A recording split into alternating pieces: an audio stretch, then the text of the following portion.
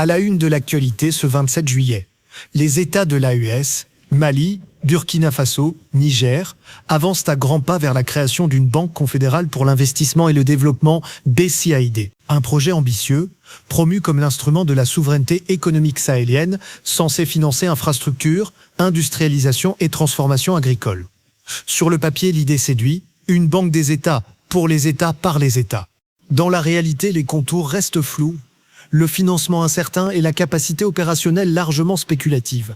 Le capital initial annoncé, 500 milliards de francs CFA, est loin d'être négligeable à l'échelle de l'AES, mais reste modeste face aux besoins colossaux des trois pays. Certes, créer une banque propre est un geste fort, mais le geste ne suffit pas. Le continent regorge de banques de développement inefficaces, créées à grand renfort de slogans et mortes d'inefficience ou de détournement. La BCID doit éviter ce piège. Sinon, elle rejoindra la longue liste des éléphants blancs du panafricanisme financier.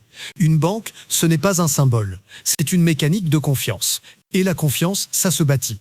Pas à coups de communiqués enflammés, mais par des actes, des bilans et des résultats. Randala, l'armée israélienne, a intercepté le navire de militants pro-palestiniens chargé d'aide humanitaire à destination de Gaza.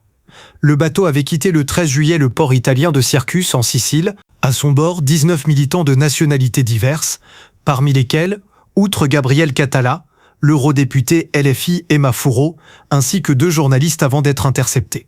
Cet ancien chalutier norvégien transporte du matériel médical, des denrées alimentaires, des équipements pour enfants ainsi que des médicaments. L'expédition, financée par des campagnes de dons, visait à briser le blocus israélien imposé à la bande de Gaza, en proie à une crise humanitaire majeure, et à y acheminer de l'aide.